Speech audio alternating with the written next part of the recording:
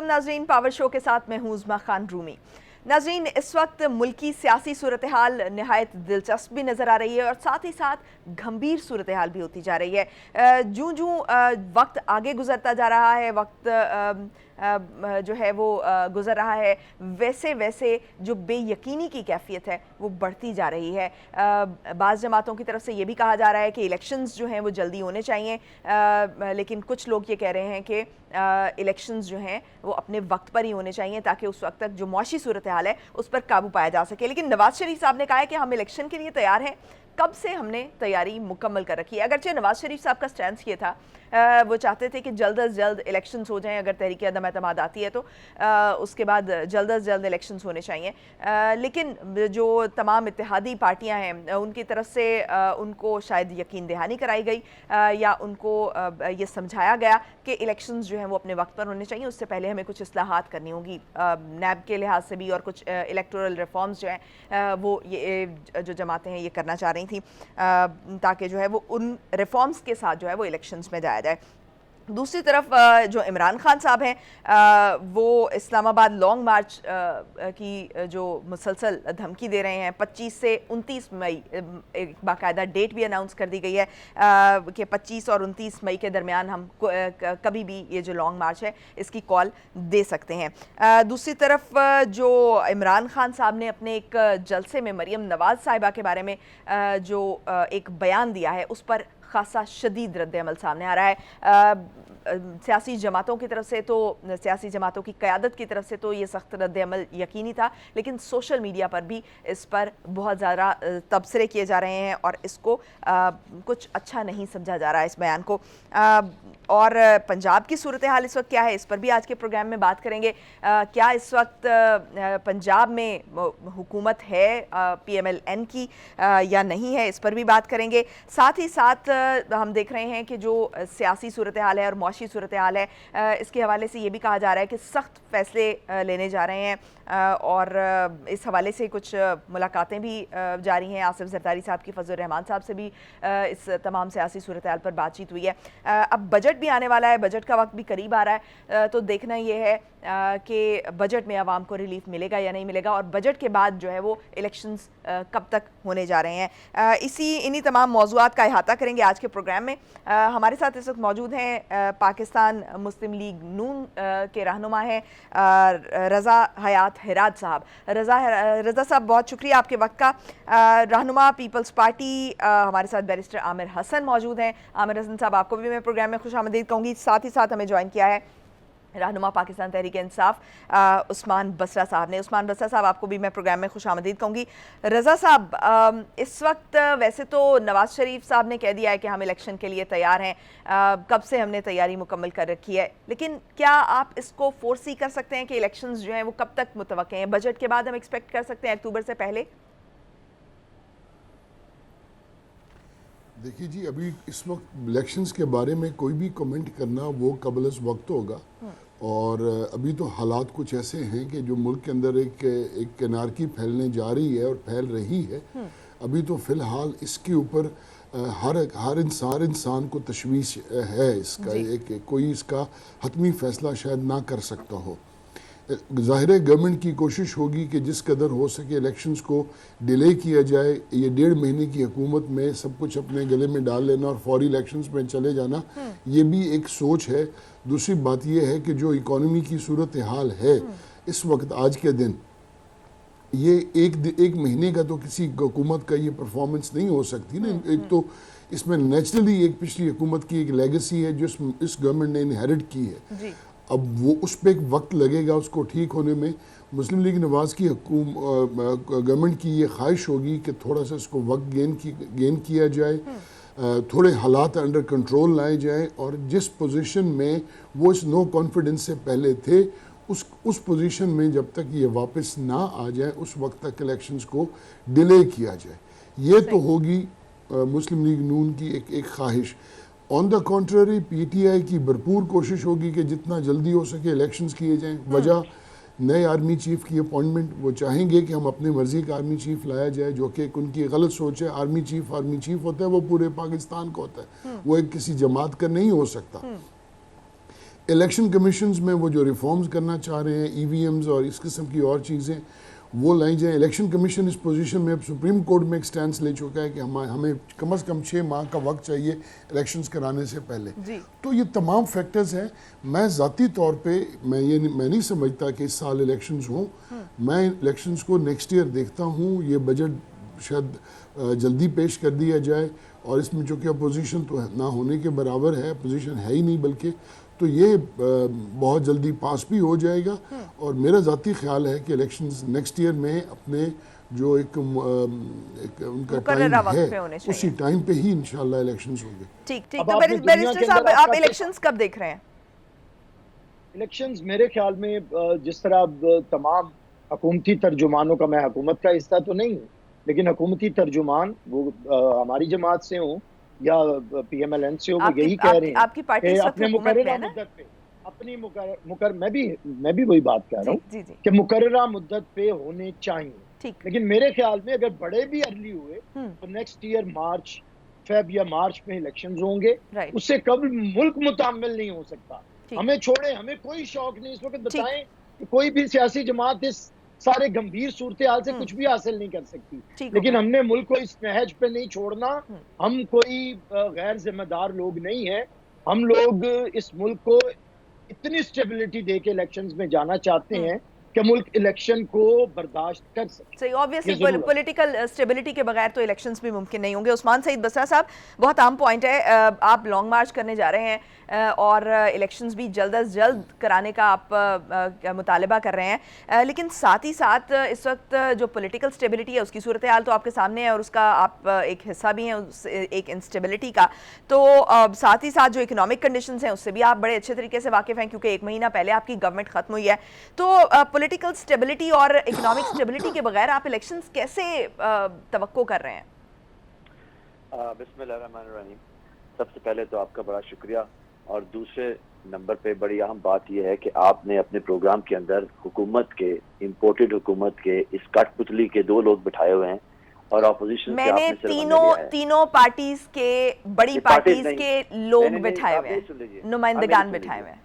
نہیں, حکومت کو یہ دونوں کٹ پتلی جو حکومت ہے اس کو ریپرزینٹ کرتے ہیں. تو میرا خیال ہے بیلنس یہ ہے کہ آپ حکومت کی طرف سے ایک نمائندہ لیں اور اپوزیشن کی طرف سے, اگر تو آپ نے حکومت کی 2 پارٹیوں کے نمائندگان کو بٹھانا ہے تو اپوزیشن کے بھی 2 لوگوں کو بٹھائیں. وہ 2 پارٹیز ہیں, وہ 2 پارٹیز بھی ہیں اور وہ اپنی رائے سے بھی.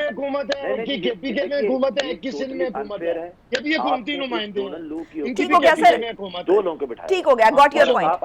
آپ کا پوائنٹ آ گیا عثمان صاحب, آگے بڑھیے گا. آگے سن لیجیے. یہ ایک ڈس بیلنس ہے, میں اس پہ پروٹیسٹ کرتا ہوں اور آپ سے ریکویسٹ کرتا ہوں کہ آئندہ اس کو ڈس ایکویلیبریم کو ایکویلیبریم میں گاٹ یور پوائنٹ. عثمان سعید بسرا صاحب, گاٹ یور پوائنٹ, آگے بڑھیں. آگے پوائنٹ یہ ہے کہ یہ فاشسٹ لوگ جو بھی اپنی بات کر رہے تھے, ابھی جب بات کرنے والی یہ ہے, جب آپ مجھ سے بات کر رہی ہیں تو ڈاکٹر شیرین مزاری صاحبہ کو ان کے گھر سے باہر سے اٹھا لیا گیا ہے اس حکومت کی اما کے اوپر. یہ جو پاکستان کے اندر مسلط حکومت ہے, بلا کسی جواز کے, بغیر کسی وجہ کے ان کو اسلام آباد پولیس نے گرفتار کیا ہے. اور اس کی دیکھیے پاکستان کے اندر یہ عجیب قسم کے حالات ہیں.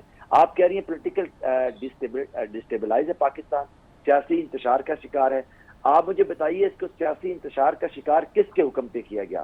امریکی ایک 3rd سیکٹری ڈونلڈ لو کے ساتھ مل کے سازش کی گئی, پاکستان کی ایک پاپولر گورنمنٹ کو نکالا گیا اس چور راستوں سے جو کہ پوری دنیا اب جانتی ہے کہ ایک سازش کے بعد آئے, اور اس کا انجام یہ ہے کہ ہم اس کے خلاف پروٹیسٹ بھی نہ کریں, ہم یہ بھی نہ کہیں کہ پاکستان کی قومی سالمیت اور خود مختاری کو بیچ دیا ہے امریکہ کے آگے, اور ہم سارے کے سارے غلاموں کی طرح اور بے زبانوں کی طرح, بھیڑ بکریوں کی طرح لائن میں کھڑے ہو جائیں ان کی حکومت کے سامنے. عثمان بسر صاحب, آپ کا پوائنٹ آ گیا, لیکن ایک عام آدمی کے ذہن میں یہ آپ کی جو تمام گفتگو ہے یہ سن کر ایک عام آدمی کے ذہن میں جو سوال ابھرتا ہے وہ یہ آتا ہے کہ IMF کی جو ٹیم ہے وہ ساری کی ساری آپ ان کے ساتھ نیگوشیٹ کر رہے ہیں, امریکہ کے ساتھ آپ معاملات ڈیل کر رہے ہیں, ساتھ ہی ساتھ جو آپ کے بہت سارے جو وزراء تھے اور کابینہ کے ممبرز تھے وہ بھی امریکہ سے آئے ہوئے تھے, امریکی شہری تھے. تو جو ہے وہ یہ بہت اہم سوال پیدا ہو جاتا ہے کہ ایک طرف آپ جو امریکہ کے جو شہری ہیں وہ یہاں پر آ کر کابینہ میں بیٹھے ہوئے ہیں، لیکن دوسری طرف آپ امریکہ کے بارے میں یہ بھی خیال ظاہر کر رہے ہیں کہ انہوں نے سازش کی ہے آپ کے خلاف۔ اچھا، امریکہ کے ان ایلیجڈلی شہریوں کے متعلق ہماری امریکہ کے شہریوں سے مسئلہ نہیں ہے یہ، لیکن آپ کیا بات کر رہی ہیں، مجھے تو سمجھ نہیں آ رہی۔ میں نے عام ذہن میں عام لوگوں میں جو سوال ان کے ذہن میں آتا ہے میں نے آپ کے سامنے رکھ دیا۔ میں آپ کے شو میں بولنے کے لیے آیا ہوں نا، آپ کی اگر آپ نے خود ہی بولنا تھا تو مجھے نہ بلاتی۔ میں آپ سے سوال کر رہی ہوں عثمان صاحب، اب جواب لے لیجیے۔ یہ کسی صورت ممکن نہیں ہے کہ آپ یہ جواز پیش کریں کہ امریکہ کی جو یہاں پہ ڈونلڈ لو کی امپورٹڈ حکومت ہے، ان میر جعفروں اور میر صادقوں کو اس لیے قبول کر لیا جائے کہ کسی حکومت کے اندر کوئی امریکی شہری جو ہے وہ وزارت کے اندر رہا ہے۔ پہلے تو آپ کو یہ پروف کرنا پڑے گا نا جو آپ ایلیگیٹ کر رہی ہیں، آپ ایلیگیشن لگا رہی ہیں، لیکن اس سے بھی آگے بڑھیں۔ دیکھیے مسئلہ کیا ہے، مسئلہ یہ ہے کہ یہ کسی صورت اب ممکن نہیں رہا۔ آئی ایم ایف سے اگر یہ بات کر رہے ہیں تو جا کے کریں۔ پاکستان کو یہ کہہ رہے تھے کہ ہم آئیں گے تو یہ کر دیں گے، ہم اگلے دن آئیں گے اسٹاک مارکیٹ کو یہ کر دیں گے۔ پاکستان کی معاشی حالت کا بیڑا غرق کر دیا ہے۔ آئی ایم ایف ان کو 1 روپیہ دینے کو تیار نہیں، کیونکہ ان کو پتا ہے یہ غلام امپورٹڈ میر جعفر اور میر صادق ہیں۔ سعودی عرب کشکول اٹھا کے گئے ہیں، 1 پائی انہوں نے ان کو نہیں دی۔ ان کو معلوم ہے کہ ان کی پاکستان کے لوگوں میں کوئی لیجیٹیمیسی نہیں ہے۔ کل تک نعرے مارتے تھے عمران خان پبلک میں آئے، عمران خان پبلک میں آئے، آج تنہا عمران خان کہہ رہا ہے کہ پبلک میں آئے، اور سارے چور اور میر جعفر جو ہیں وہ چھپ گئے ڈونلڈ لو کی چھتری کے نیچے جا کے آئے نا پبلک کے اندر۔ الیکشن کریں، کیوں بھاگ رہے ہیں اس سے؟ پاکستان کے تمام مسائل کا ایک ہی حل ہے کہ آپ الیکشن میں آئیں، پاکستان کے لوگ رائے دیں کہ وہ کس کی حکومت کو تسلیم کریں گے۔ ٹھیک ہے ناظرین، مجھے ایک بریک کا کہا جا رہا ہے، بریک سے واپس آئیں گے اور پھر یہیں سے گفتگو کے سلسلے کو آگے بڑھائیں گے۔ Stay tune.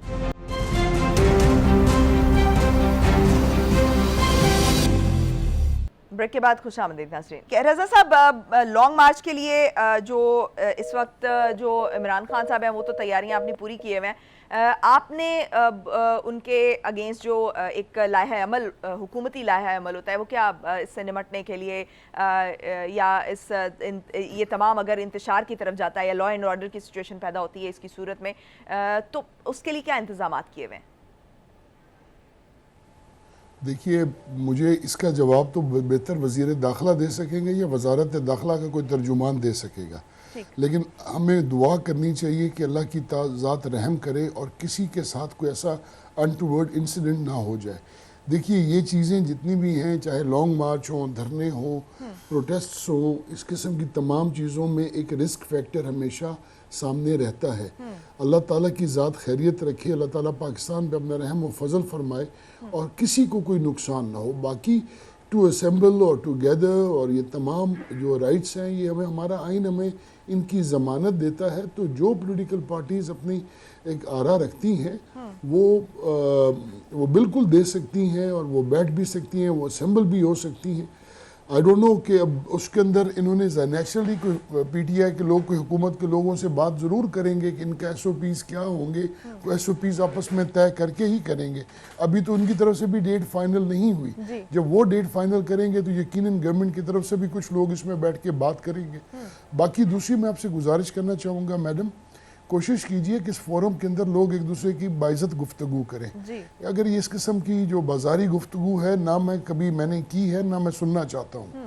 ہم نہیں جانتے یہ کون لوگ ہیں اور کہاں سے آئے ہیں، کیا گفتگو ہے۔ بالکل، میں آئی ایگری ود یو کہ ایک جو ریسپیکٹ ہے وہ میں اس چیز سے میں قاصر ہوں کہ ہمیں دیکھیے عزت کا دامن کبھی بھی نہیں چھوڑنا چاہیے۔ یہ ہر کوئی ایک زبان رکھتا ہے اور مناسب نہیں ہوتا، ہر ایک کی اپنی خون کی اپنی تاثیر ہوتی ہے کہ وہ زبان کیسی استعمال کی جائے۔ ہر ایک کے رائٹس ہیں اور میں کوشش یہی کرتا ہوں ہمیشہ کہ ہر ایک اپنا رائٹ اپنی بات کرے، ہمیں کسی کی ذات کو نشانہ نہیں بنانا چاہیے اور اللہ کی ذات خیر کرے۔ دعا یہ کرے کہ یہ ایسا معاملات نہ ہوں، اللہ کرے کہ اس ملک پہ رحم اور فضل ہو۔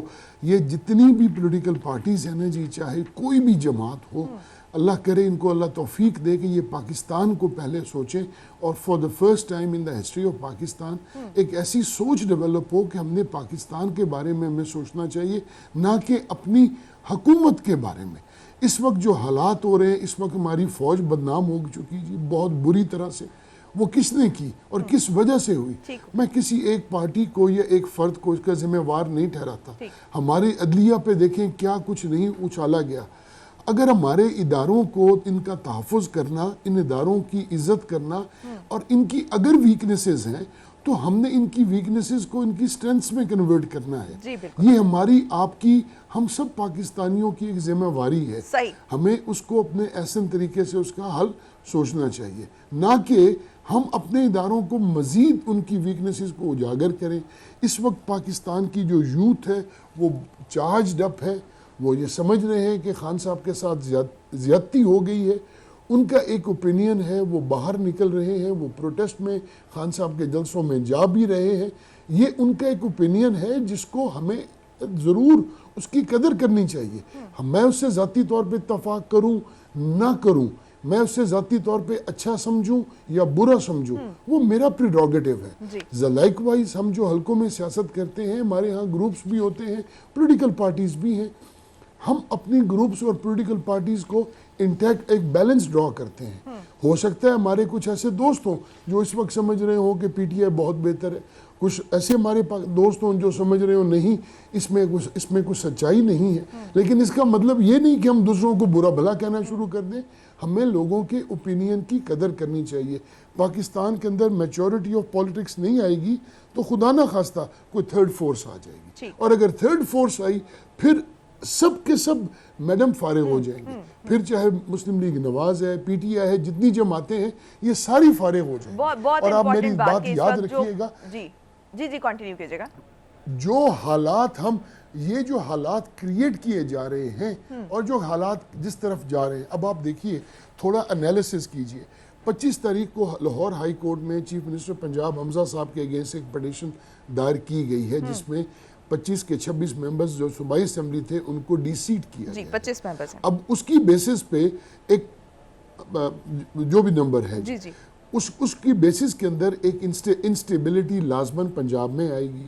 جب پنجاب کے اندر انسٹیبلٹی آئے گی, عدالت کے پاس اختیار ہے, وہ ہو سکتا ہے وہ کہہ دیں کہ چیف منسٹر صاحب کو دوبارہ الیکشن کرایا جائے. ہو سکتا ہے جو اسپیشل سیٹس ہیں الیکشن کمیشن وہ پی ٹی آئی کے حق میں 4-5 سیٹس اور دے دے. اگر یہ حالات ہو جاتے ہیں, پنجاب کے اندر چیف منسٹر کے دوبارہ الیکشنز ہو جاتے ہیں اور اسمبلی پنجاب کا پی ٹی آئی کا چیف منسٹر الیکٹ ہو جاتا ہے, تو ہو سکتا ہے وہ اسمبلی توڑ دے. لائک وائز کے پی کے میں پی ٹی آئی کی حکومت ہے, وہ اسمبلی توڑ دے.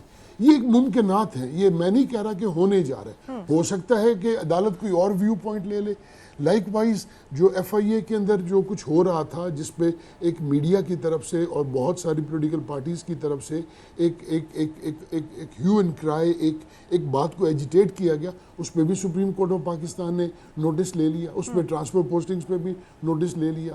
میرے خیال میں ہمارا سپریم کورٹ اس وقت, سپریم کورٹ کو آپ یہ سمجھا کیجئے, it is not only the apex court, یہ پاکستان کی سب سے بڑی عدالت نہیں ہے, اس کے ساتھ ساتھ میں معذرت خواہ ہوں, پاکستان کی سب سے بڑی عدالت تو ہے, it is also a court of wisdom.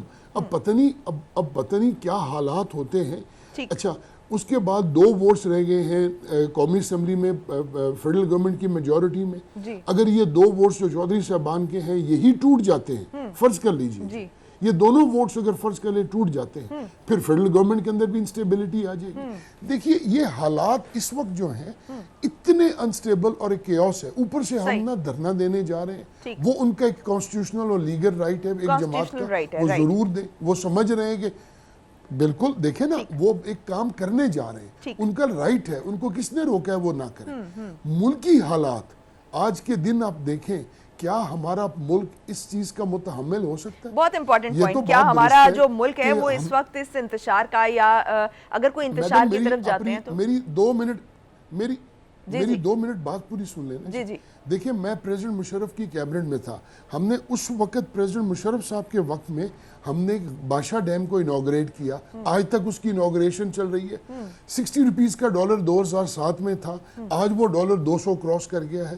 پچھلے 4 سالوں کے اندر تقریباً پاکستان کے انٹائر ڈیٹ, جو پاکستان کا 70 سال کا ڈیٹ تھا, اس کے ایکویلنٹ ہم نے 40% اور لون لے لیا. اب پھر ہم آئی ایم ایف کے پاس جا رہے ہیں. تو یہ تو کوئی ایک پولیٹیکل جماعت یہ نہیں کہہ سکتی کہ اس کے دور میں فائنینشیل سٹیبلٹی آئی ہے.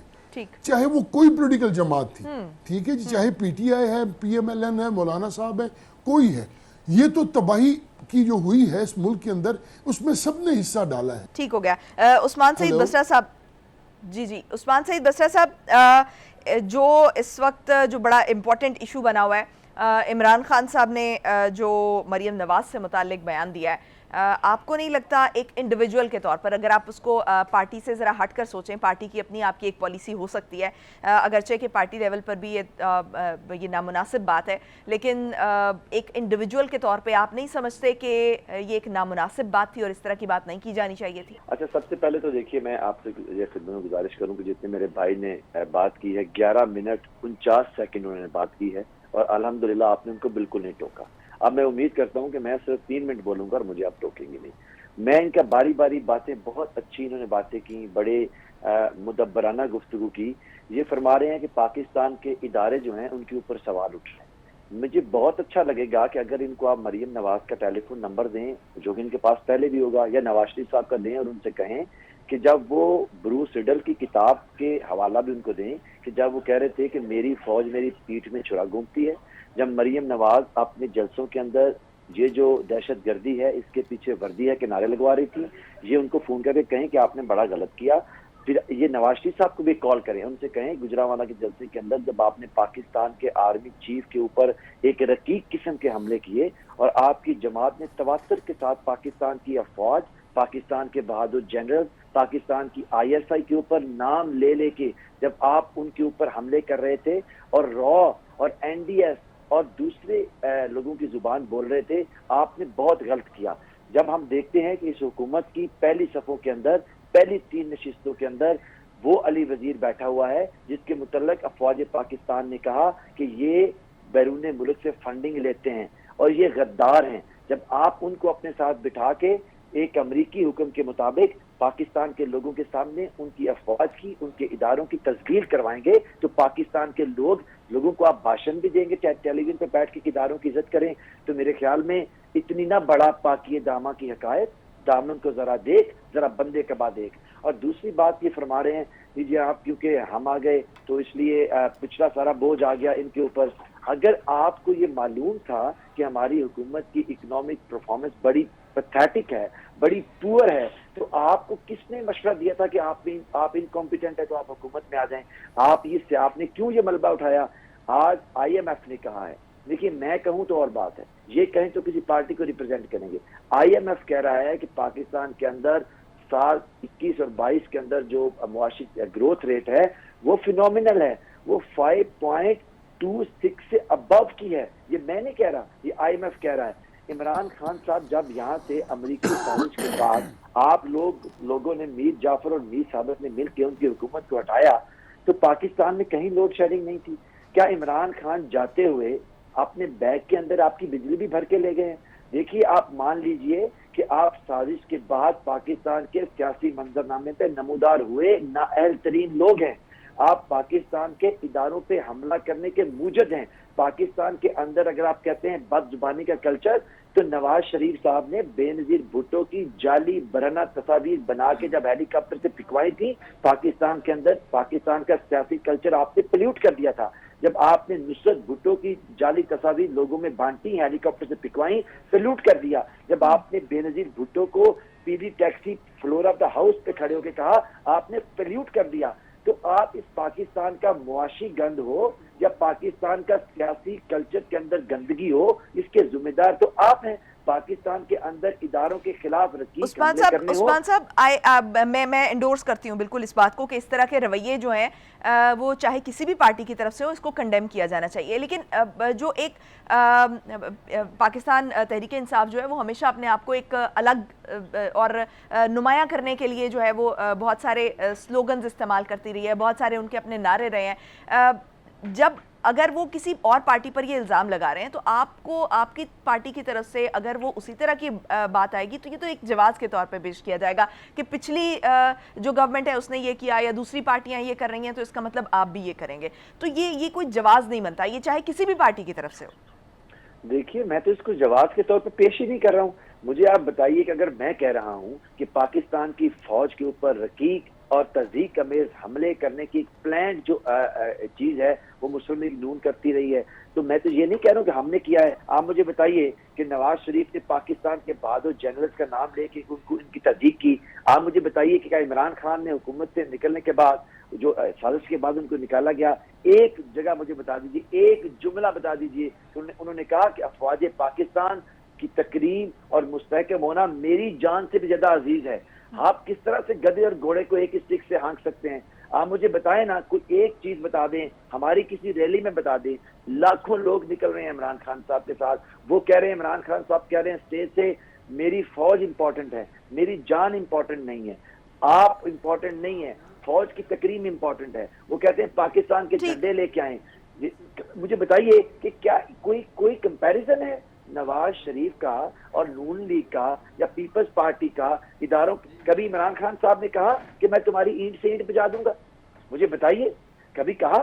اس لیے میں یہ کہتا ہوں کہ یہ نہیں ہو سکتا کہ آپ گھوڑے اور گدھے کو ایک اسٹک سے ہانکیں. اب عمران خان صاحب کی حکومت سب کو معلوم ہے کہ سازش کے بعد جہاں سے ہٹائی گئی ہے. سب کو معلوم ہے ڈونلڈ لو نے کس طرح سے پاکستان کے میر جعفر اور میر ساتھیوں کو مل کے سازش سے ہٹایا ہے. ہم نے تو ایک دفعہ بھی اپنی کسی کے متعلق بات نہیں کی. ہم تو کہہ رہے ہیں یہ سیاسی جنگ ہے, ہم ان کو انشاءاللہ تعالیٰ پاکستان کے لوگوں سے کے ساتھ مل کے اس سازش کو ہم نے ایکسپوز کیا ہے. ہم اقتدار ٹھیک عثمان صاحب, آپ یہ دعویٰ کریں کہ آپ نے اپنے جلسوں میں یا اس طرح سے افواج پاکستان کا نام استعمال نہیں کیا ہے, اگرچہ کہ کچھ روز پہلے جو D G I S P R ہے اس کو 2 دفعہ شاید پریس بریفنگ دینی پڑی اور ان کو یہ وضاحت دینا پڑی کہ جو ہے وہ فوج, بلکہ یہ کہنا پڑا کہ فوج جو ہے اس کو سیاست میں نہ گھسیٹیں اپنے جلسوں جلوسوں میں. صحیح, بڑی امپورٹنٹ بات ہے ناظرین. اگر کوئی آپ کو رسپیکٹ دیتا ہے تو وہ یہ ایکسپیکٹ بھی کرتا ہے کہ اس کو رسپیکٹ دی جائے, اور یہ اس کا رائٹ ہے یہ ایکسپیکٹ کرنا. اور دوسرا یہ کہ اینکر جب آپ سے سوال کرتا ہے تو وہ عوام کی نمائندگی کر رہا ہوتا ہے, عوام یہ جاننا چاہ رہی ہوتی ہے, وہ عوام کی آواز بن کر آپ سے سوال کرتا ہے. سو جو ہمارے سوالات ہیں ان کو آپ اپنی ذاتیات پر حملہ نہ سمجھے اور مناسب الفاظ میں اگر اس کا جواب دے دیا جائے تو بہتر بات ہے. مجھے ایک بریک کا کہا جا رہا ہے, بریک سے واپس آئیں گے اور پھر یہیں سے گفتگو کے سلسلے کو آگے بڑھائیں گے. Stay with.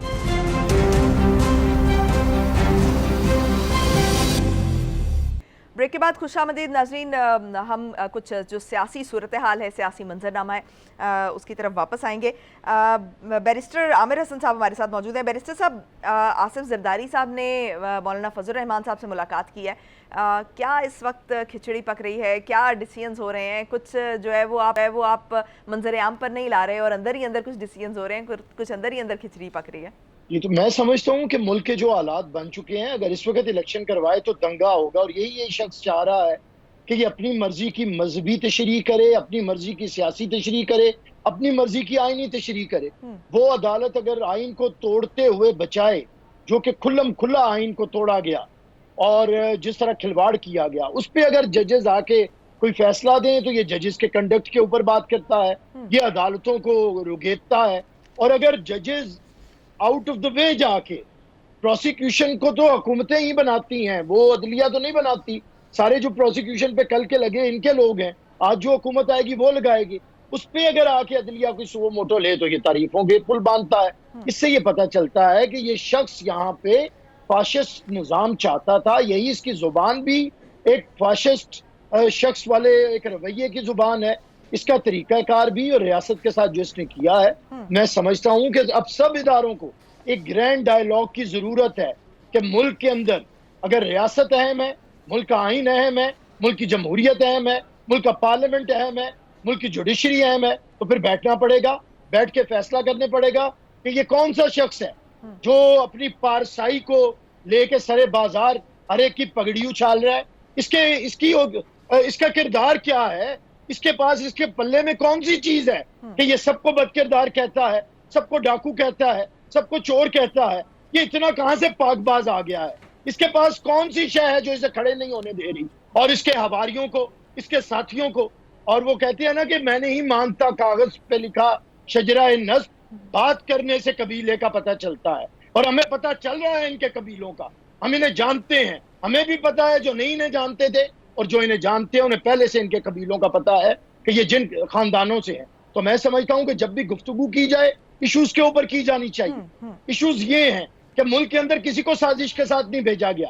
پہلا وزیر اعظم ہے جو مارشل لاء سے نہیں گیا, جو کسی عدالتی فیصلے کے ذریعے نہیں گیا. یہ پہلا وزیر اعظم ہے جو کانسٹیٹیوشن میں لکھے ہوئے طریقہ کار نو کانفیڈنس موو کے تحت گیا ہے, اور یہ پہلا وزیر اعظم ہے جس پہ اس کے اتحادیوں نے عدم اعتماد کیا ہے. ہم نے ان کا ایک بھی رکن نہیں لیا, ایک بھی منحرف رکن کر کے وفاقی حکومت نہیں بنائی. ہاں اگر پنجاب میں بنی ہے تو وہ پھر آئینی طریقے سے اسے بھگتے گی, اگر وہ رہ سکے گی تو اسے رہنا چاہیے, اگر وہ نہیں رہ سکے گی تو وہ چلی جائے گی. لیکن وفاقی حکومت ووٹوں کے ساتھ بنی ہے اور ملک کے معاملات کو دیکھ رہی ہے, اور اسے دیکھنا ہے, یہ اس کی ذمہ داری ہے. ہم کوئی باہر ہماری اولادیں نہیں پڑھ رہی یا رہ رہی کسی کے پاس. امپورٹڈ وہ ہوتے ہیں جن کا ہر رشتہ امپورٹڈ ہو, جس کے وزیر امپورٹڈ ہو, جس کے مشیر امپورٹڈ ہو, جس کے معاون خصوصی امپورٹڈ ہو, جس کا گورنر اسٹیٹ بینک امپورٹڈ ہو. جو امپورٹڈ تھا وہ سارے جانتے تھے. اس کے امپورٹڈ ہونے پہ جو خود بتاتا ہے کہ میری 20 گرمیاں کسی ملک میں گزری ہیں, 10 سردیاں کسی ملک میں گزری ہیں, 10 بہاریں کسی ملک میں گزری ہیں, وہ امپورٹڈ ہے. اور جن کی زندگیاں یہاں پہ گزری ہیں, جنہوں نے یہاں پہ شہادتیں دی ہیں, صحیح. مٹی کی محبت میں ہم آشفتہ سروں نے وہ قرض اتارے ہیں جو واجب بھی نہیں تھے. تو یہ شخص آ کے اٹھا ہے اور سب کے پگڑیاں اچھال رہا ہے, اور ریاست کے اندر میں سمجھتا ہوں شرم آنی چاہیے سب کو کہ کوئی اس کے آگے زبان نہیں اٹھا رہا.